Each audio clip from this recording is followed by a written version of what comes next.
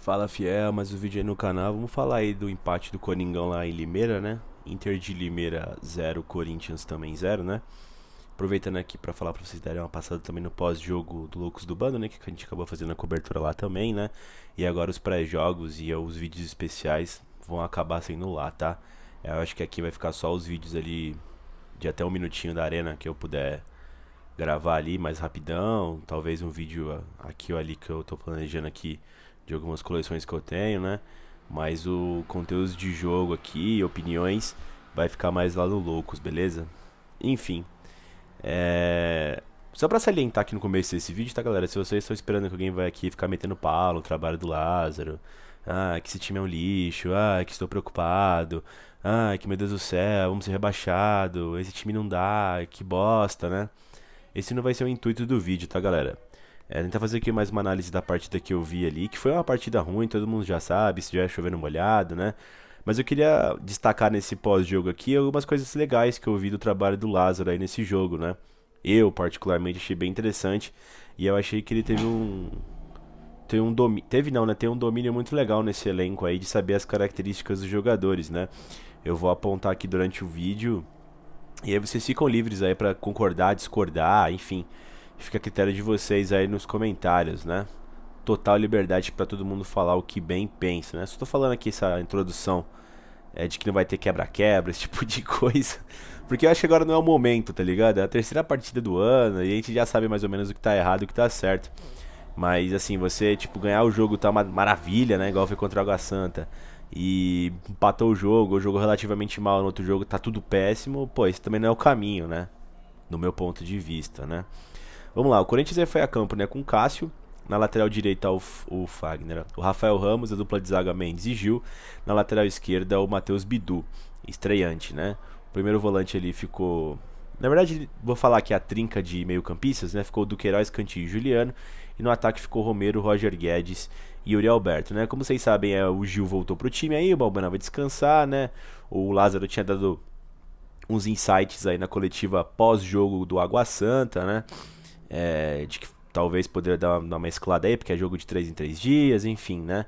Os jogadores também na zona mista comentaram sobre o assunto, né? Então, tipo, acho que não era surpresa pra ninguém que teria um rodízio, né? Enfim, até pelo jogo fora de casa, quente, vocês já sabem do BO aí, né, família? Foi interessante ver o Matheus Bidu nesse time aí, ele parece ser um lateral bem ofensivo, né? Eu dei uns insights disso no Loucos do Bando, né? Parece ser o novo Lucas Piton, mas me parece ter uma noção defensiva um pouco melhor, tá? Enfim, fez um bom jogo, né? Falar daqui das novidades, né? E o Romero achei que foi mal pra caramba ali pelo lado direito. Porém, não foi uma exclusividade dele ter ido mal, tá? Eu acho que o campo não permitiu que o Corinthians colocasse seu estilo de jogo mais bem feito ali, né? Até na coletiva pós-jogo, o Fernando Lázaro, o Cássio falaram sobre esse assunto, né? O estádio ele tava iluminação ruim, enfim, mas tava ruim pra todo mundo, né? Mas enfim, a Inter de Limeira também não conseguiu fazer seu golzinho, né? Mas a gente tá falando do Corinthians, né?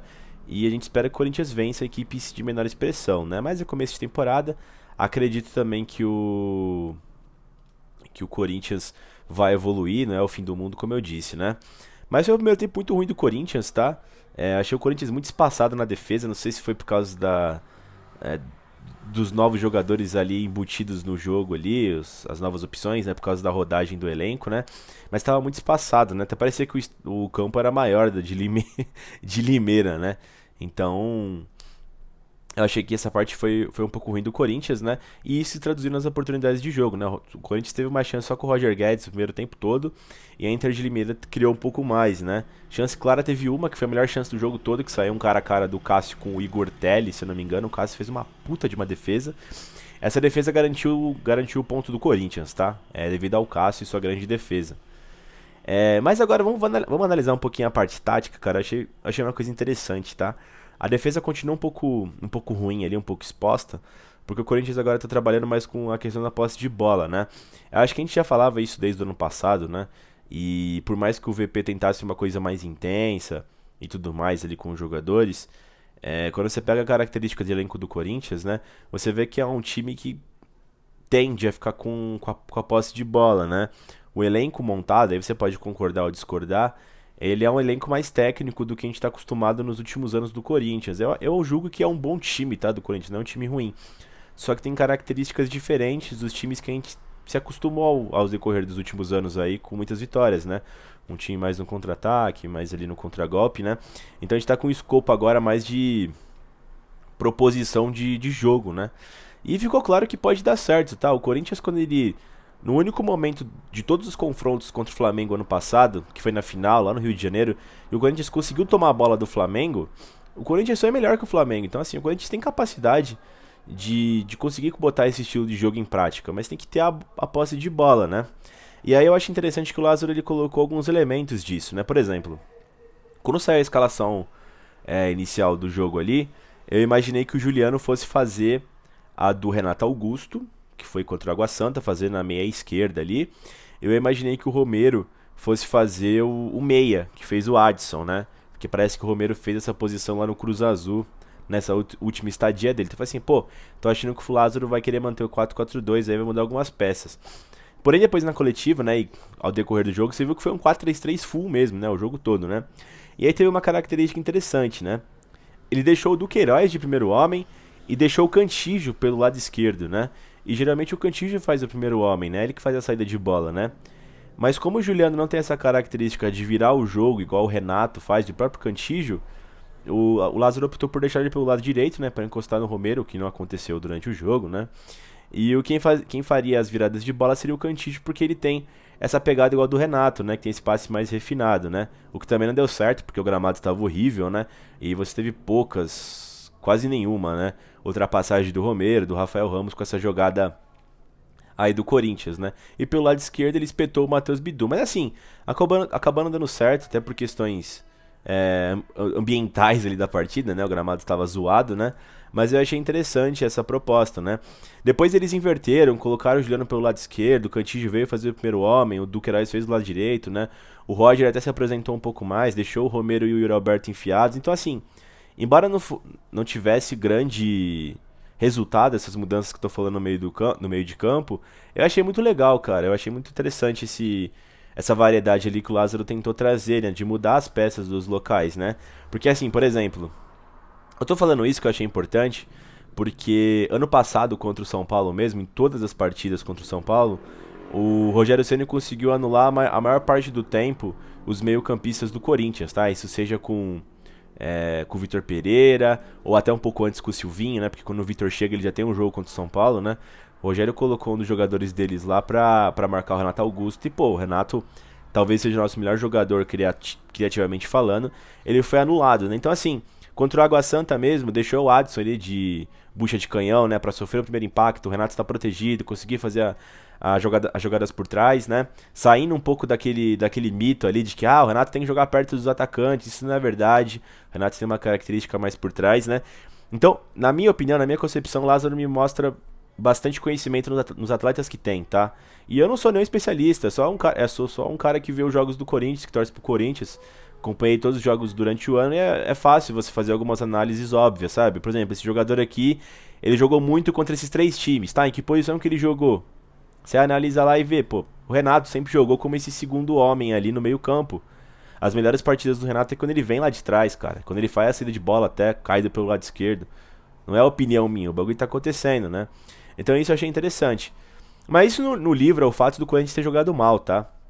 O primeiro tempo e ter melhorado relativamente, tá? No segundo tempo. No segundo tempo aí o Corinthians voltou no 4-3-3 de novo também, não teve nenhuma alteração, mas teve mais posse de bola e conseguiu cortar mais rápido os contra-ataques da Inter de Limeira. Pode ser também por uma questão de cansaço dos caras, mas o Corinthians não sofreu muito mais no segundo tempo, né? Eu acho que assim, de acordo com a proposta de jogo que você tem, você assume alguns riscos, tá ligado? Por exemplo, quando o Vitor Pereira fazia aquela marcação-pressão, né, que ele tentava desenhar ali pra marcar os adversários do Corinthians, tinha algumas partidas que davam certo, e tinha algumas que por algum motivo não estava encaixado aquela marcação-pressão, seja por característica de jogadores ou por outro qualquer motivo. O Corinthians tinha um latifúndio lá atrás, tá ligado? Mas assim, isso não é uma característica específica do Corinthians, tá?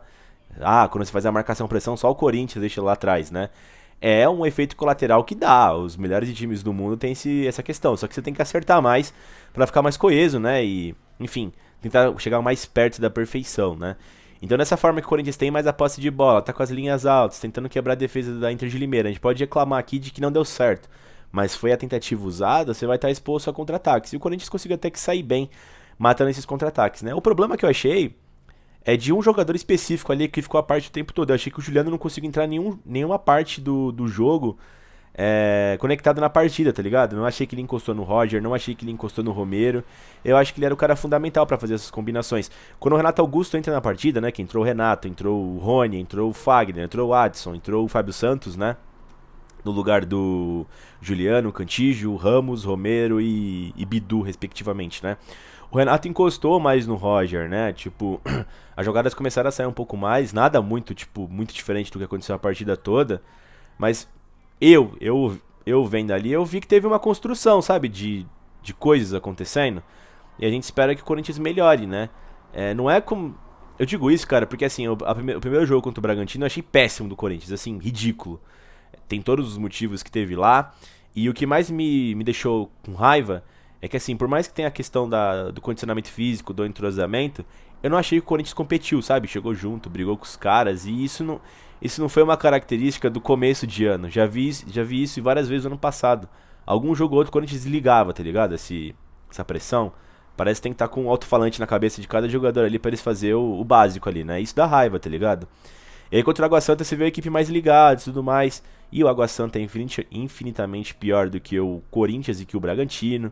E agora você tem a Inter de Limeira, aí você acende outro problema, né? Que são as partidas fora de casa do Corinthians. O Corinthians não convence, não compete, entendeu? Então são várias coisas aí esse time aprovar, tá ligado? Então assim, embora eu veja esse crescimento do Fernando Lázaro e tô dando apoio a ele, eu já disse que eu não tinha sido a favor, né, da contratação de ter colocado ele como técnico do Corinthians, né? Eu acho que foi um downgrade da antiga comissão para essa, mas já que foi, vamos apoiar, vamos ver quais que são as ideias, né? Vamos apoiar o cara, eu acho, né? E eu tô vendo que ele tem um conhecimento nesse elenco, tá? Tô vendo isso. E obviamente, cara, quando você fica sem um Renato nesse meio campo, é uma desgraça, né? O Corinthians perde muito a parte criativa, né? E eu acho que com um nome como o Juliano não deveria. E aí entra o entrosamento, né? Então é um dilema, eu acredito, tá ligado? Enfim, eu espero que o Renato fique saudável para os grandes jogos, pelo menos, né? Porque a gente vai precisar bastante deles, né? Enfim, eu acho que o Corinthians pode cessar essa desconfiança com uma vitória em clássico, cara. Uma vitória em clássico, por exemplo, se o Corinthians consegue uma vitória no Morumbi no próximo fim de semana, eu acho que vai dar uma confiança desgraçada, tá ligado? Porque assim, vencer o Guarani, vencer bem, como venceu a Água Santa, por exemplo, dá uma amenizada, mas não resolve o problema. O Corinthians tem algumas pendências do ano passado, que foi um ano ok, foi um ano até que legal, mas ele tem algumas pendências, como vitória em clássico, ser competitivo contra o São Paulo, contra o Palmeiras, que são sim equipes ali que você consegue parametrizar, né? Mas enfim, de chance do Corinthians nesse segundo tempo contra a Inter de Limeira, teve uma cabeçada do Juliano, teve um chute ali do Romero ali pra fora, ali, que na pequena área, o Gil deu uma cabeçada do goleiro da Inter, isso no escanteio, né? Fez uma boa defesa ali, encaixou, né? O Rony deu um chute de fora da área, o Adson teve uma jogada ali encostando com o Roger ali, né? Que ele chutou cruzado. Mas foi muito pouco pro Corinthians, tá ligado? E além de tudo isso, eu acho também que a gente tem que ressaltar os pênaltis ali que não foram dados, né? Eu acho que foi pênalti no Juliano, naquele pé alto ali, que o cara acertou o Juliano, ele acabou até sendo substituído da partida, né? E também aquele deslocamento, o cara deu um golpe de judô no Romero, né? Então vamos supor que quando a gente sai com 1x0 de Limeira, acho que a galera estaria pegando mais leve, talvez, tá ligado? Porque o primeiro tempo foi melhor da Inter de Limeira, mas o segundo tempo foi melhor pro Corinthians, né? E aí sai com a vitória, tá tudo ok, acredito eu, né? Enfim, eu acho que é importante ressaltar também isso, né? Mas enfim, fiel, tô confiante nesse time, tá? Não tô tão puto quanto eu já estive. Talvez foi porque eu comecei muito pessimista o ano, né? Mas aos poucos foi me dando um pouco mais de confiança, né? Com a manutenção do Maicon, do Yuri Alberto, achei que dá uma reforçada aí no elenco, né? Só a manutenção desses caras para ter um maior entrosamento, né? Porque por muito tempo a gente esteve lidando com isso, né? O Corinthians desmonta o time, começa um novo time no meio do ano, aí não dá tempo, precisa de entrosamento, começa tudo de novo esse ciclo, né? Então agora esse ciclo foi meio que interrompido, né? O Corinthians vai ter uma base de time que durou 22 todo e vai começar 23, né? E deve durar 23 todo. Então isso pode ser que a gente colha alguma coisa no futuro, né? Mas enfim, fiel, se possível aí, comentem o que vocês acham, dá um like no vídeo aí, inscreve no canal e vai Corinthians.